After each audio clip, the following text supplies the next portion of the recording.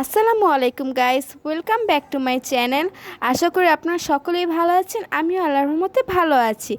আপনাদেরকে আজকে আমি তৈরি করে দেখাবো নোয়াবি সেমাই। দেখতেই পাচ্ছেন নোয়াবি সেমাইটা খুবই ক্রিমি হয়েছে এবং আসলে অনেক বেশি মজা হয়েছে।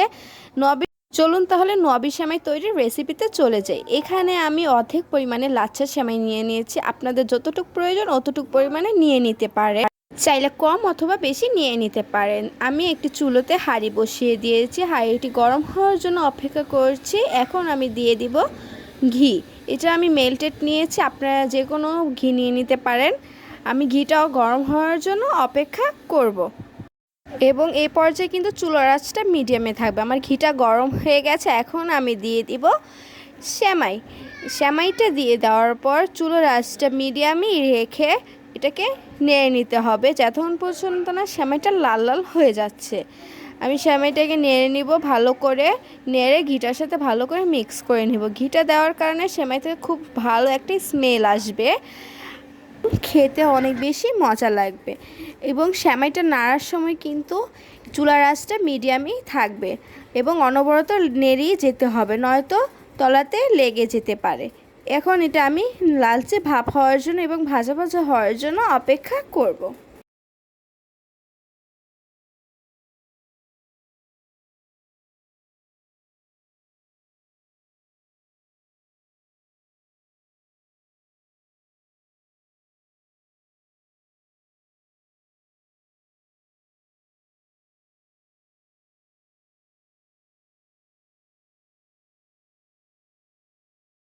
সেমাইটা পুরোপুরিভাবে ভাজা হয়ে গেছে, দেখতেই পাচ্ছেন খুব সুন্দর একটা ব্রাউনি লাল কালার চলে আসছে। এখন আমি এটাতে 1 চামচ পরিমাণে দিয়ে দিয়েছি গুঁড়ো দুধ। এটা এখানে আমি ডানো ইউজ করেছি, আপনারা যে কোনো ব্র্যান্ডের গুঁড়ো দুধ ইউজ করতে পারেন। এখন আমি দিয়ে দিব 1 চামচ পরিমাণে চিনি। চিনিটি দিয়ে দেওয়ার পরে দুটোকে ভালো করে মিক্স করে নিতে হবে। চিনি এবং গুঁড়ো দুধ দেওয়ার কারণে সেমাইটার টেস্ট আরও বেশি বেড়ে যাবে।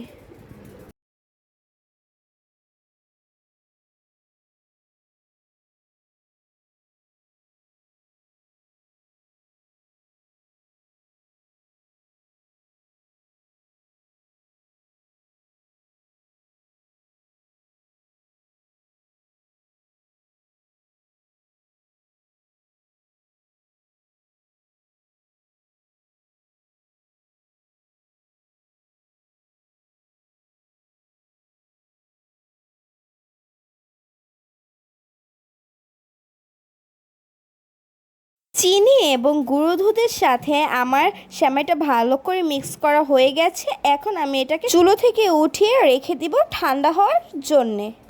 এখন আমি একটি পাত্রে 1 কেজি পরিমাণে লিকুইড দুধ নিয়ে নিয়েছি। আপনাদের যতটুকু ইচ্ছে অতটুকু পরিমাণে নিয়ে নিতে পারেন।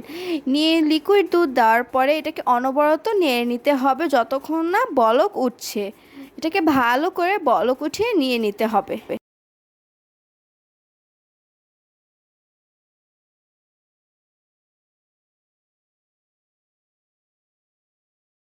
দেখতেই পাচ্ছেন দুধে বলক চলে আসতেছে। এই অবস্থায় 1-2 মিনিট আরও নেড়ে নিতে হবে।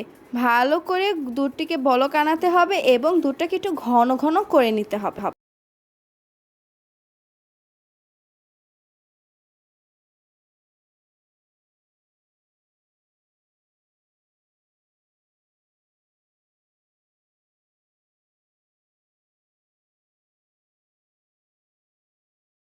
দুধটি ভালো করে ফুটে ঘন হয়ে গেছে। এখন আমি এখানে 1 চা চামচ পরিমাণে কনডেন্স মিল্ক দিয়ে দিচ্ছি। কনডেন্স মিল্কটি দেওয়া হয়ে গেলে দুধের সাথে কনডেন্স মিল্কটি ভালো করে মিশিয়ে নিব। মিশিয়ে বলক আসা পর্যন্ত অপেক্ষা করব।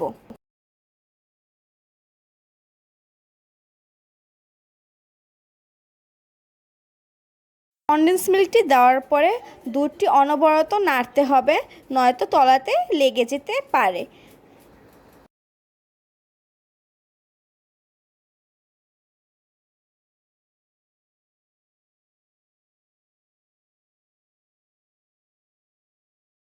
দুধটিতে বলক আসা পর্যন্ত অপেক্ষা করবে এবং অনবরত নাড়তেই থাকবো। দুধটিতে বলক চলে এসেছে।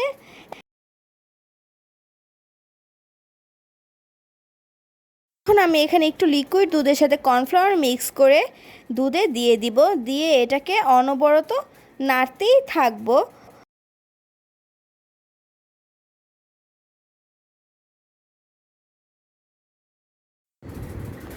কর্নফ্লাওয়ার দেওয়ার কারণে মালাইটা ঘন হবে এবং এটাতে আঠালো আঠালো ভাব আসবে। আমি কিন্তু এখানে কোনো পরিমাণে চিনি দেইনি, কারণ কন্ডেন্স মিল্কের মিষ্টিটাই মালাইয়ের জন্য যথেষ্ট।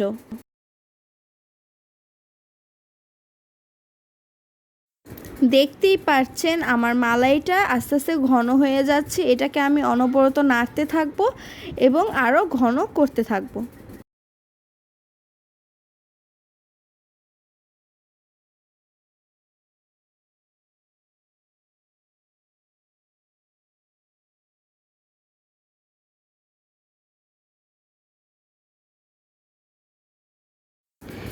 দেখতেই পাচ্ছেন আমার মালাইটা পুরোপুরিভাবে রেডি হয়ে গেছে। এখন আমি এটাকে উঠিয়ে রেখে দিব ঠান্ডা হওয়ার জন্যে।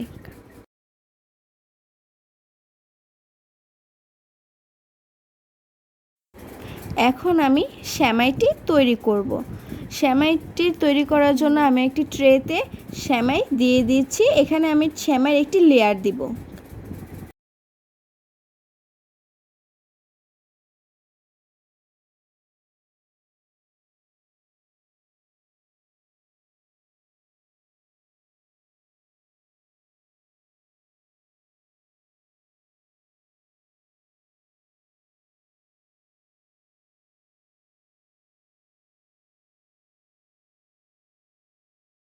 আমার সেমাইয়ের লেয়ার করা শেষ।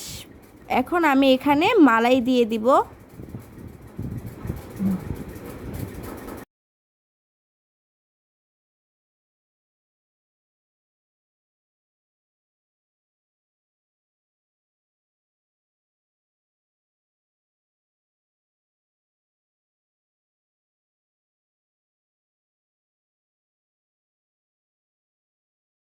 মালাইয়ের লেয়ারটি দেওয়া শেষ। এখন আমি দিয়ে দিব সেমাইয়ের আরেকটি লেয়ার।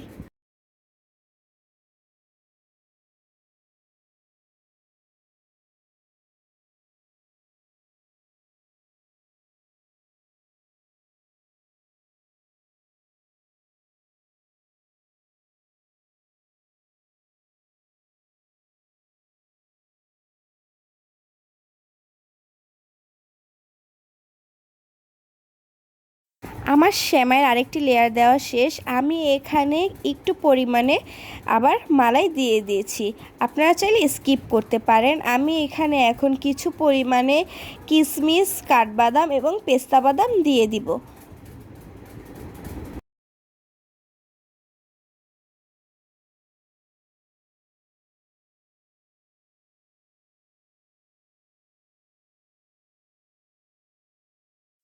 নোয়াবি সেমাইটি পুরোপুরিভাবে তৈরি হয়ে গেছে। আপনারা বাসায় ট্রাই করে আমার কমেন্ট বক্সে জানাবেন কেমন হয়েছে, এবং like, comment, share and subscribe করে আমার পাশে থাকবেন। থ্যাংক ইউ অ্যান্ড আসসালামু আলাইকুম।